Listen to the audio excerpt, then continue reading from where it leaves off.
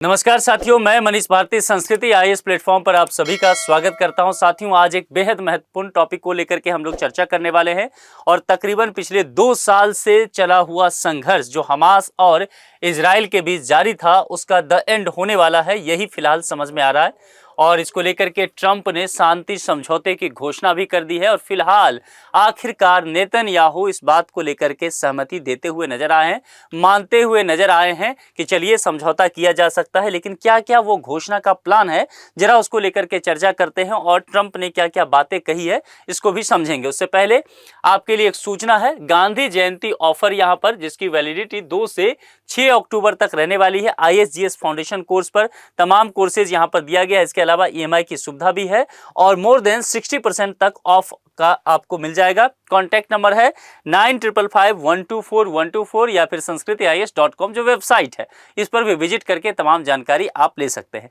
अब यहाँ पर क्या क्या मुद्दा हुआ है, जरा इस बातों को समझते हैं और एक एक चीजों को देखते हैं।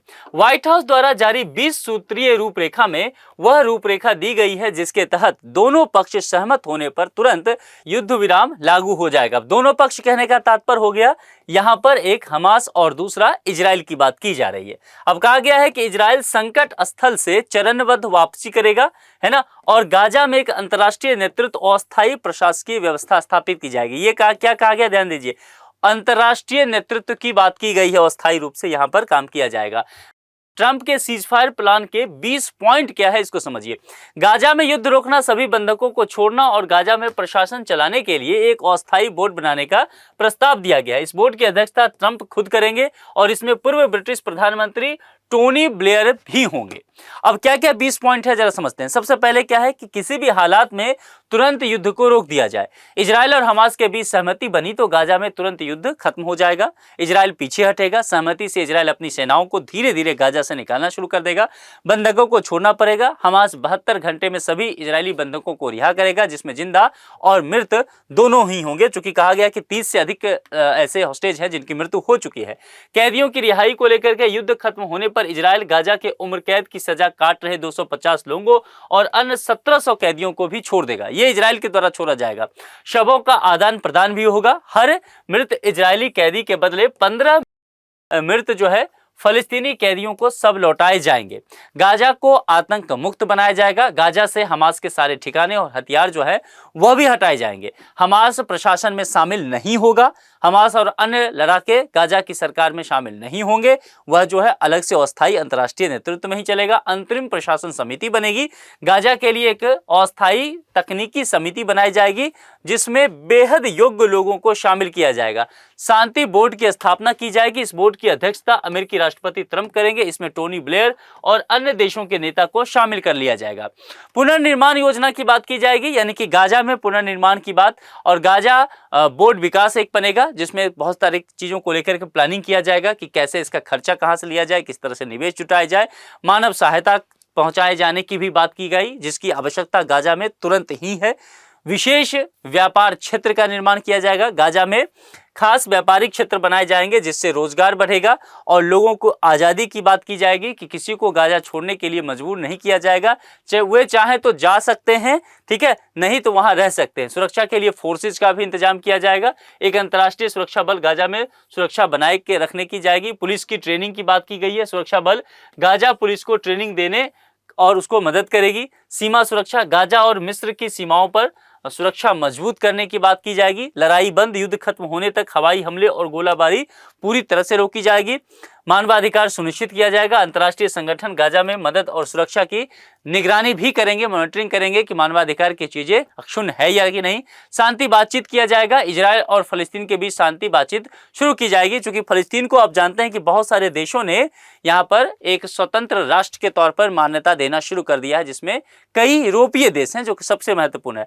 भविष्य की योजनाओं को लेकर के बात किया जाएगा। इस योजनाओं का मकसद गाजा में स्थायी शांति, विकास और बेहतर जीवन यापन लाना है। तो कुल मिलाकर के आने वाले समय में बहुत बड़े स्तर पर यहाँ पर बदलाव होता हुआ दिखेगा। खास करके ये देखिए, वेस्ट बैंक फलस्तीन का मतलब है ये वेस्ट बैंक वाला हिस्सा और ये गाजा वाला, लेकिन ये गाजा में जो है हमास का कंट्रोल रहता है। और अभी अभी आप जानते हैं कि फलस्तीन के राष्ट्रपति ने कह दिया कि हमास से हमारा कोई लेना देना नहीं है। तो निश्चित तौर पर इस शांति समझौता के तहत आगे बढ़ते जा रहे हैं। बाकी पूरा एरिया जो दिखेगा आपको वह इजराइल का, और हमास चाहता है कि इजराइल को यहां से हटाया जाए। नेतन्याहू और ट्रंप का रुख इन सब चीजों को लेकर के क्या है, जरा इस बात को समझिए। दोनों नेताओं ने योजनाओं को ऐतिहासिक और एक संभावित शांति मौका बताया है। नेतन्याहू ने सार्वजनिक रूप से योजना का समर्थन किया और जोर दिया कि यह इजराइल के युद्ध लक्ष्यों को पूरा करेगा, क्योंकि वो पहले से कहते आए हैं कि जब तक वो गाजा स्ट्रिप पर पूरी तरह से कब्जा नहीं कर लेंगे ये युद्ध नहीं रोकेंगे। इसीलिए स्थिति और खराब होता जा रहा था। लेकिन यहां पर जो है कि अगर जो प्रस्ताव दिया गया है नेतन्याहू उससे सहमत नजर आ रहे हैं। साथ ही यह भी कहा गया कि अगर हमास इस प्रस्ताव को ठुकराता है तो इजराइल खुद अपना काम पूरा करेगा। ट्रंप ने कहा कि अमेरिका पूरी तरह से इजराइल के साथ इस बात को लेकर के यहां पर खड़ा है। अब यही सब बातें की गई है। हमास और फलस्तीन की प्रक्रिया को लेकर के देखेंगे तो यहाँ हमास का क्षेत्र और ये फलस्तीन का एरिया और बीच का पड़ जाता है इजराइल। इन चीजों को लेकर के अगर देखा जाए तो घोषणा के समय हमास ने प्रस्ताव पर औपचारिक सहमति व्यक्त नहीं की। कतर और मिस्र जैसे मध्यस्थ देशों के जरिए हमास को दस्तावेज सौंपे गए और समूह की वार्तालाप टीम इसे देख रही है। अभी देखा जाएगा कि हमास की तरफ से क्या रिएक्शन आता है। वेस्ट बैंक में फलस्तीनी प्राधिकरण यानी कि पीए ने कहा कि प्रस्ताव में बंधकों व मानवीय सहायता को लेकर के प्रतिबद्धताएं दोहराई गई है और इसे गंभीरता से देखा जा सकता है। पर कई फलस्तीनी जो नुमाइंदे हैं, विश्लेषज्ञ हैं, उन्होंने प्लान में हमास को पूरी तरह से बाहर रखे जाने पर भी आपत्ति दर्ज कराई है कि अगर प्लान में आप पूरी तरह से हमास को बाहर रखते हैं तो संभव है कि ये योजना पूरा ही ना हो। अब इन सब चीज़ों को लेकर के देखिए कि प्रधानमंत्री नरेंद्र मोदी ने भी ट्रंप के प्लान का स्वागत किया। उन्होंने बताया कि शांति, सुरक्षा और विकास का रास्ता ये बढ़ावा देगा और भारत इन सब चीज़ों के साथ निश्चित तौर पर खड़ा है। अंतर्राष्ट्रीय प्रक्रिया और निहित जोखिम अगर देखा जाए तो आप जानते हैं, हमने पहले ही चर्चा किया कि यूरोप के कुछ देश जो हैं वो ऑलरेडी फलस्तीन को एक देश के तौर पर मान्यता दे रहे हैं। कुल मिलाकर के देखा जाए तो यूरोप और अरब के देश निश्चित तौर पर चाहेंगे कि यहाँ पर शांति समझौता हो और इस पूरे जो घटनाक्रम है उसको खत्म किया जाए। लेकिन अगर जैसा नेतन्याहू कहते हुए नजर आ रहे हैं कि हमास स्वीकार नहीं करता है तो उसको निश्चित तौर पर फिर और अधिक नुकसान झेलने को मिल सकता है। तो कुल मिलाकर के उम्मीद यही की जा रही है कि इस प्रस्ताव को हमास मान ले।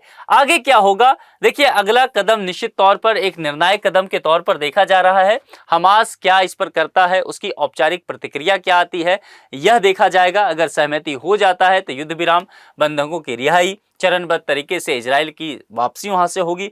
अस्वीकार होने पर सैन्य कार्रवाई की संभावना बनी रहेगी और क्षेत्रीय तनाव और बढ़ेगा। तो कुल मिलाकर के यहाँ पर यह देखा जाएगा कि किस तरह से हमास का क्या रुख होता है। वैश्विक मान्यता की पृष्ठभूमि अगर देखेंगे, जैसा मैंने कहा कि फलस्तीन को लेकर के ब्रिटेन, फ्रांस, कनाडा और कुछ यूरोपीय देश इसको मान्यता देते नजर आ रहे हैं।